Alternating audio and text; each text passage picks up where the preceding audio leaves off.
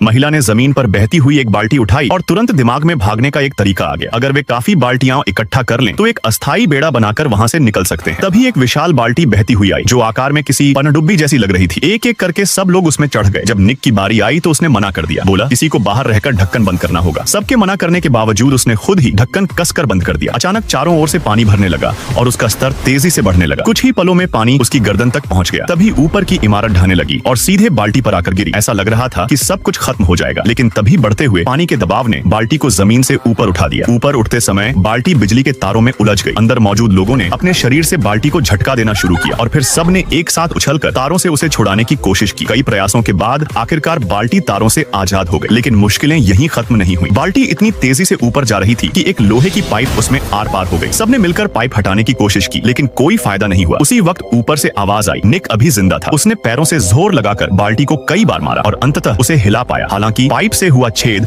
अब पानी छोड़ रहा था और दबाव इतना ज्यादा था कि उसे रोकना मुश्किल हो गया। तभी एक आदमी ने जोर से चिल्लाया और घूंसा मारकर छेद बंद कर दिया। बाहर से निक ने बाल्टी पकड़ने की कोशिश की, लेकिन वह तेजी से ऊपर जा रही थी। लाख कोशिशों के बावजूद उसका हाथ फिसल गया और वह धीरे धीरे नीचे गिरने लगा। सौभाग्य से बिजली का तार अब भी उसके पैर में उलझा था, जिससे बाल्टी ने उसे फिर ऊपर खींच लिया। आखिरकार वह सतह पर आ गया, लेकिन बाल्टी में फिर से रिसाव शुरू हो गया था। अंदर मौजूद लोग ढक्कन नहीं खोल पा रहे थे। एक नाजुक पल पर निक ऊपर चढ़ा और किसी तरह ढक्कन खोलने में सफल रहा। बाहर से रेस्क्यू टीम ने उन्हें देख लिया और क्रेन की मदद से सभी को बाहर निकाला गया। अंत में सभी एक दूसरे से लिपट गए, खुशियों और आंसुओं के साथ। महिला ने जमीन पर बहती हुई एक बाल्टी उठाई और तुरंत दिमाग में भागने का एक तरीका आ गया। अगर वे काफी बाल्टियां इकट्ठा कर लें तो एक अस्थायी बेड़ा बनाकर वहां से निकल सकते हैं। तभी एक विशाल बाल्टी बहती हुई आई जो आकार में किसी पनडुब्बी जैसी लग रही थी। एक एक करके सब लोग उसमें चढ़ गए। जब निक की बारी आई तो उसने मना कर दिया, बोला किसी को बाहर रहकर ढक्कन बंद करना होगा। सबके मना करने के बावजूद उसने खुद ही ढक्कन कसकर बंद कर दिया। अचानक चारों ओर से पानी भरने लगा और उसका स्तर तेजी से बढ़ने लगा। कुछ ही पलों में पानी उसकी गर्दन तक पहुंच गया। तभी ऊपर की इमारत ढहने लगी और सीधे बाल्टी पर आकर गिरी। ऐसा लग रहा था कि सब कुछ खत्म हो जाएगा, लेकिन तभी बढ़ते हुए पानी के दबाव ने बाल्टी को जमीन से ऊपर उठा दिया। ऊपर उठते समय बाल्टी बिजली के तारों में उलझ गई। अंदर मौजूद लोगों ने अपने शरीर से बाल्टी को झटका देना शुरू किया और फिर सबने एक साथ उछलकर तारों से उसे छुड़ाने की कोशिश की। कई प्रयासों के बाद आखिरकार बाल्टी तारों से आजाद हो गई, लेकिन मुश्किलें यहीं खत्म नहीं हुई। बाल्टी इतनी तेजी से ऊपर जा रही थी कि एक लोहे की पाइप उसमें आर पार हो गई। सबने मिलकर पाइप हटाने की कोशिश की, लेकिन कोई फायदा नहीं हुआ। उसी वक्त ऊपर से आवाज आई। निक अभी जिंदा था। उसने पैरों से जोर लगाकर बाल्टी को कई बार मारा और अंततः उसे हिला पाया। हालांकि पाइप से हुआ छेद